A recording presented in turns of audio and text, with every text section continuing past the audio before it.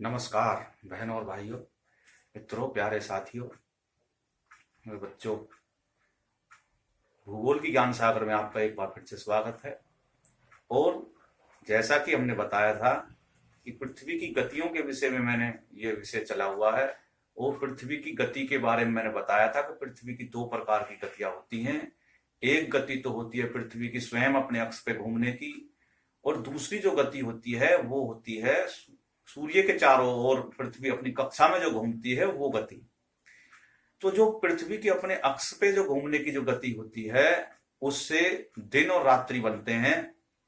24 घंटे में पृथ्वी अपने अक्ष पे एक रोटेशन लगा लेती है, और जो सूर्य के चारों ओर जो चक्कर लगाती है पृथ्वी, वो 365 दिन और 6 घंटे में लेती है। उस गति पे विषय में हम दूसरी वीडियो में चर्चा करेंगे। अब हम जो चर्चा कर रहे हैं कि पृथ्वी के अपने अक्ष पे रोटेशन से क्या परिणाम होता है, पृथ्वी पे के जो एरिया है उस पर उसका क्या फर्क पड़ता है, दिन और रात्रि की स्थिति क्या होती है, और उस दौरान पृथ्वी के कौन से भाग में ज्यादा दिन रहता है, कौन से भाग में ज्यादा रात्रि रहती है। इस वीडियो में हम सारे भेद जितने भी हैं वो सब स्पष्ट करेंगे। आप इस वीडियो को ध्यान से देखें, मेरे चैनल को सब्सक्राइब करें और घंटी के बटन को दबाएं, चैनल को और वीडियो को लाइक करें, शेयर करें। आप देखें, देखो ये जो है पृथ्वी का मॉडल है, मैंने बनाया है। अब इस पृथ्वी के मॉडल में क्या है, इधर की तरफ तो है ये उत्तरी ध्रुव, ये है दक्षिणी ध्रुव, ये पश्चिम दिशा है और ये पूर्व दिशा है।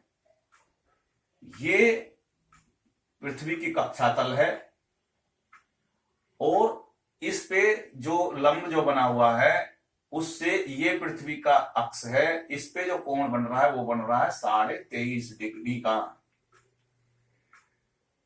और यहां से लेके यहां तक पृथ्वी की कक्षा तल तक ये 66.5 डिग्री का कोण है। ये दो कोण है, लंब से तो 22.5 डिग्री और यहां से कक्षा तल से अक्ष तक का 66.5 डिग्री का।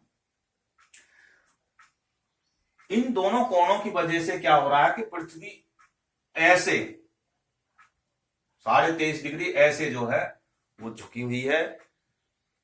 तो उसकी स्थिति का परिणाम क्या होता है कि पूरब दिशा में सूर्य होता है, और सूरज का ये जो इस स्थिति से परिणाम क्या होता है कि ये वाला जो हिस्सा है इतना, ये वाला हिस्सा कितना ज्यादा है, इस पे सूर्य का प्रकाश ज्यादा आ जाता है। और जो दक्षिणी गोलार्ध का जो एरिया है उसमें सूर्य का प्रकाश, ये पृथ्वी का दक्षिणी गोलार्ध है, ये वाला हिस्सा पृथ्वी का दक्षिणी गोलार्ध है, और ये उत्तरी गोलार्ध है। तो जो उत्तरी गोलार्ध वाला जो हिस्से में ज्यादा प्रकाश की मात्रा आ रही है, और दक्षिणी गोलार्ध वाले में थोड़े प्रकाश की मात्रा आ रही होती है। स्थिति का परिणाम इस प्रकार से होता है, सूर्य उदय। और फिर एक और बात बताऊं मैं, मैंने बताई थी पृथ्वी अपनी गति कर रही है पश्चिम से पूरब की दिशा में एंटी क्लॉकवाइज।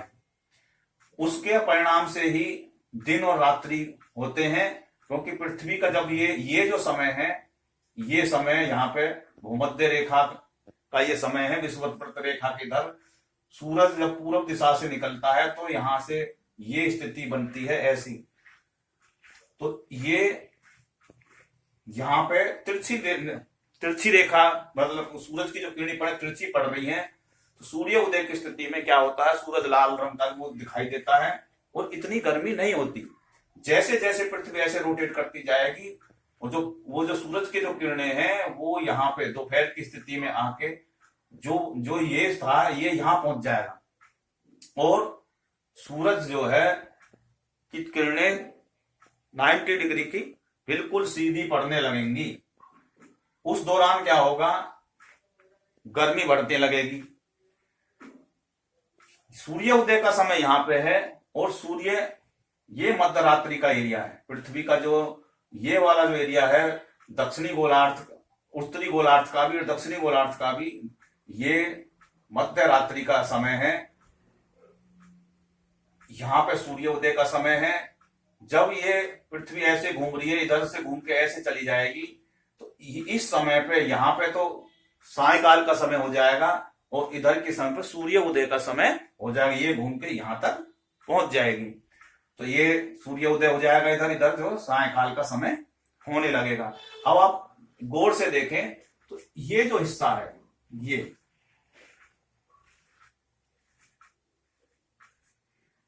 इतने हिस्से में जो पृथ्वी का थोड़ा हिस्सा है, उत्तरी गोलार्ध का तो दक्षिणी गोलार्ध का तो ज्यादा हिस्सा है, और उत्तरी गोलार्ध का जिसमें अंधकार ज्यादा है, और दक्षिणी गोलार्ध का जो हिस्सा है वो तो मतलब दक्षिणी गोलार्ध के हिस्से में तो जो है ज्यादा अंधकार है और उत्तरी गोलार्ध के में प्रकाश ज्यादा है। तो स्थिति क्या होती है, हम आपको अब इस स्थिति के विषय में बताते हैं। जब सूर्य ज्यादा से ज्यादा उत्तरी गोलार्ध में होगा तो क्या होगा, वहां पर गर्मी होगी, और दक्षिणी गोलार्ध में ज्यादा से ज्यादा हिस्से में सूर्य नहीं दिखाई देगा तो वहां पे सर्दी पड़ेगी। अगर क्योंकि वहां पे सूर्य की किरणें भी तिरछी पड़ रही हैं, अगर थोड़ा बहुत सूर्य निकलता भी है तो भी वहां पे सर्दी ही रहती है। तो दक्षिणी गोलार्ध के जो नीचे का जो वृत्त है वो 6 महीने वहां पे तो सूरज दिखाई ही नहीं देता, तो वहां पर रात्रि रहती है। उत्तरी गोलार्ध का जो वृत्त है, छोटा सा जो वृत्त रहता है, ये जो वृत्त है इनमें 6 महीने के दिन बने रहते हैं। इस कारण वहां पर तो सूर्य छिपता ही नहीं है, लगभग निकला ही रहता है। गर्मी सर्दी थोड़ी ऊपर नीचे हो जाए वो अलग है, क्योंकि कब तिरछी पड़ रही है, कभी 90 डिग्री की पड़ रही है, तो वो गर्मी सर्दी तो अलग मैटर है। लेकिन वहां पे क्या है, प्रकाश रहता है। और दक्षिणी गोलार्ध में उस दौरान क्या रहता है, 6 महीने रात्रि रहती है। अब बच्ची पृथ्वी का बीच वाला एरिया, ये वाला एरिया बीच वाला, तो उसमें क्या है कि इस एरिया में दिन और रात्रि लगभग बराबर रहते हैं उस समय में, और बाद के समय में भी जो है वो 6 महीने जब बीत जाएंगे तब भी लगभग बराबर दिन रात्रि ही रहते हैं हमेशा। और जैसे जैसे ऊपर चढ़ते जाएंगे तो दिन और रात की स्थिति में परिवर्तन होता चले जाएगा। जैसे नीचे की तरफ उत्तरी गोलार्ध दक्षिणी गोलार्ध की तरफ आएंगे तो भी दिन रात्रि में अंतर आता चला जाएगा। इस एरिया के जो ये वाला जो एरिया है ऐसे रोटेशन का, इसमें दिन और रात्रि बराबर ही रहती हैं। इस प्रकार से पृथ्वी की जो गति है उसके कारण दिन और रात्रि बनती है। दिन और रात्रि की स्थिति पृथ्वी के अपने अक्ष पर घूमने के कारण होती है, और पृथ्वी की जो गति जो सूर्य के चारों तरफ का जो फर्क होता है वो ऋतु परिवर्तन में, मौसम परिवर्तन में, पूरे साल भर का जो कैलेंडर है उसके अनुसार मौसम बदलता रहता है।